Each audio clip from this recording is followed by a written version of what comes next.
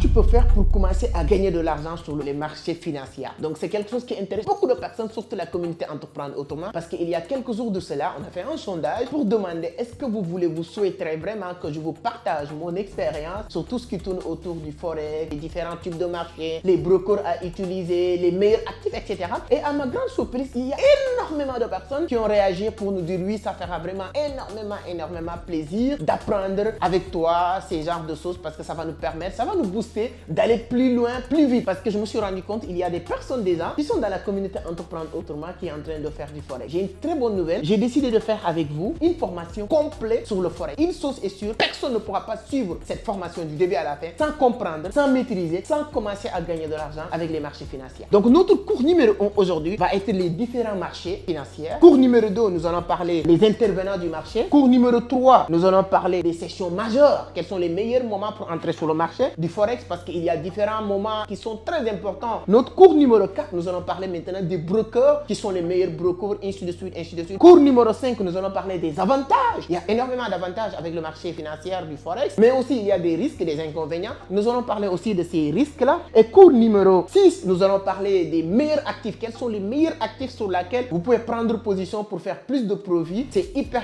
important. Là, le tableau était déjà rempli. C'est pourquoi on n'a pas mis cours numéro 7, cours numéro 8, cours numéro 9, jusqu'à cours numéro 21. Donc, j'ai décidé de le faire avec ma communauté 100% gratuit. Ça m'a pris vraiment énormément de temps, beaucoup de travail vraiment sérieux que j'ai fait pour partager avec la communauté cette formation que j'ai décidé de partager avec vous. Je vous garantis, c'est quelque chose qu'on pourrait vraiment filmer, enregistrer et le vendre. Mais j'ai décidé vraiment de donner de la valeur à ma communauté pour qu'ils puissent savoir que vraiment nous sommes sur la bonne voie. Et mon objectif premier avec la communauté, c'est de donner toujours de la valeur. Mettez des pouces, des likes et vous donnez chaque fin de cours votre point de vue, vos commentaires, ce que vous avez appris, ce que vous avez noté. Ce serait vraiment utile et intéressant. Si c'est la première fois que toi tu viens de tomber sur moi, voilà, qui est cette personne qui nous parle de Forex, etc. Moi, je m'appelle Amadou Seck, je suis un trader indépendant, je suis quelqu'un qui investit beaucoup dans le marché financier, hein. Je suis trader aussi dans le marché des cryptos. Pour ceux qui me connaissent avec la crypto, mais j'ai commencé même avec le Forex. Mais il y a un moment donné, je me suis spécialisé dans le domaine du trading de la crypto. Donc, vous pouvez vous abonner si vous êtes aussi nouveau. Voilà, vous allez rejoindre une grande communauté. Aujourd'hui, on va parler des marchés financiers. Donc, notre cours numéro 1, on va parler des marchés financiers, les différents types de marchés sur lesquels vous pouvez intervenir, vous pouvez investir ou vous pouvez prendre position quand vous lancez sur le marché du trading de Forex. Donc, aujourd'hui, on a plusieurs marchés, mais j'ai décidé de vous partager ces 5 aujourd'hui. Premier marché sur lequel je voudrais vraiment intervenir, vous donner mon point de vue, c'est le marché des actions. C'est quoi une action d'abord? Une action, c'est une partie d'une entreprise codée en bourse, pour laquelle tu peux acheter une part, tu peux acheter en action. Aujourd'hui, tu peux acheter des actions de Apple, tu peux acheter des actions de Alibaba, tu peux acheter des actions de Tesla, tu peux acheter des actions de Meta, tu peux acheter aussi, si vous êtes en Afrique, tu peux acheter des actions de Orange, de Sonatel, etc. Il y a aussi ce qu'on appelle BRVM, Bourse régionale des valeurs mobilières, qui est une entité de cotation des entreprises, des actions en Afrique, hein, que ce soit au Sénégal, en Côte d'Ivoire, au Burkina Faso, ainsi de suite. Beaucoup de pays, ils sont codés pas mal d'entreprises sur lesquelles vous pouvez les acheter sur BRVM. D'accord? Donc, mais là, on parle aussi des marchés comme la bourse de Londres, de Tokyo, de New York, en passant par certaines entreprises comme des brokers. C'est hyper important parce qu'on va parler des brokers, mais les brokers, le nom des brokers vont intervenir à tout moment qu'on va faire cette formation, parce que tu ne peux pas acheter des actions ou bien prendre position sur le marché Forex sans passer par un broker. Donc c'est hyper important. Mais par contre, quand vous voulez acheter des actions, c'est quoi une action?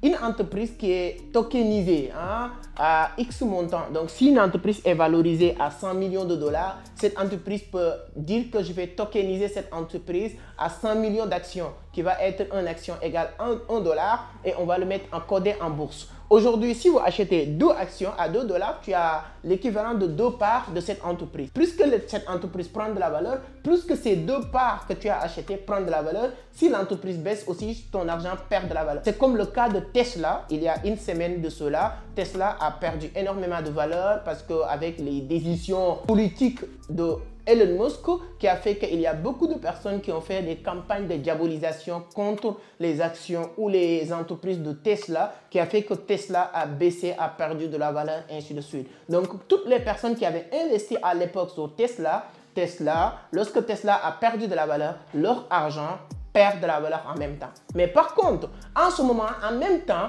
Elon Musk, en tant que financier, en tant que quelqu'un de très intelligent, de très malin, qui comprend comment le marché boursier fonctionne avec l'influence et tout ça, qu'est-ce qu'il a fait? Il a invité Donald Trump lui-même et voilà, venir quelque part pour dire que moi, je suis fan de Tesla, qui fait que Tesla va prendre encore une autre ampleur, etc. En ce moment-là, quand les actions de Tesla a baissé, tu pourrais prendre position. Quand l'action va monter, en même temps, votre argent va monter. Et comme je l'ai dit tout à l'heure, il y a aussi les indices boursiers. C'est quoi une indice boursière? Les indices boursiers, ce sont plusieurs actions. Tout à l'heure, je parlais d'une action. Mais là, on parle de plusieurs actions regroupées, voilà, sur une indice. C'est ça qu'on appelle indice. Et aujourd'hui, je peux donner des exemples terre à terre. C'est quoi des indices? Le Nasdaq, c'est une indice boursière. Le CAC 40 en France, c'est une indice boursière. Hein? Le S&P 500, c'est une indice boursière. Il y en a énormément, énormément.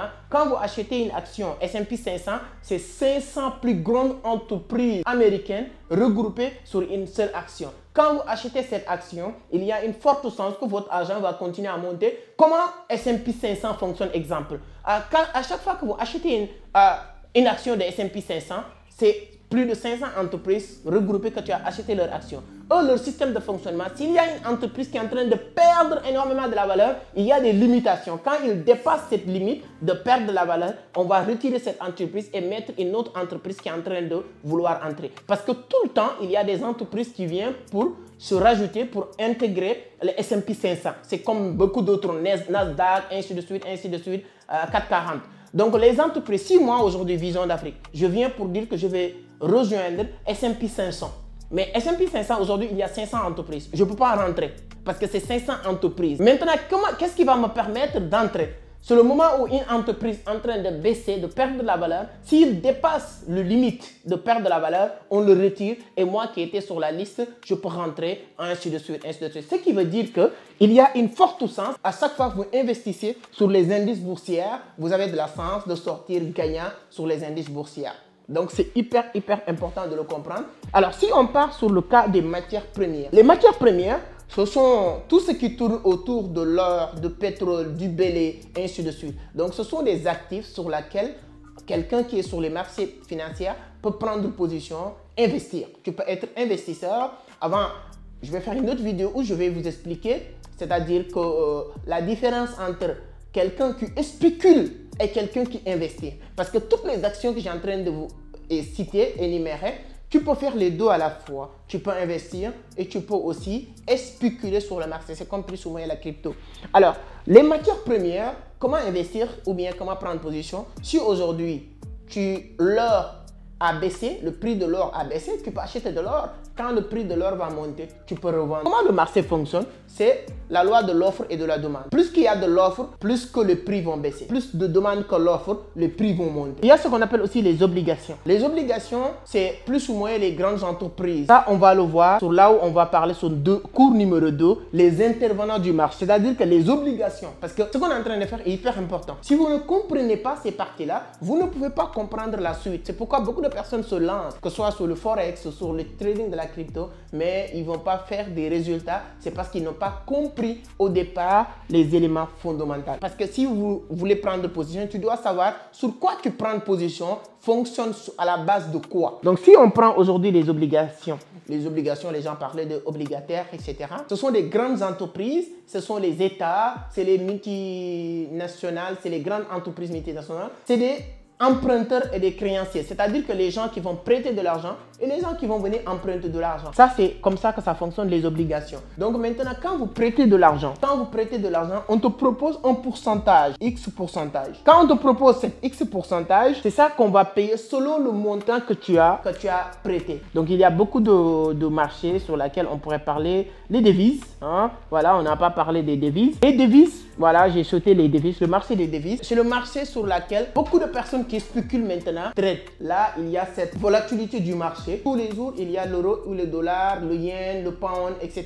qui monte, qui descend. Quand vous voulez trader sur les marchés des devises, là, tu prends position en disant que le dollar va monter. Et si plus que le dollar monte, plus que ta position est en train de gagner plus de profit.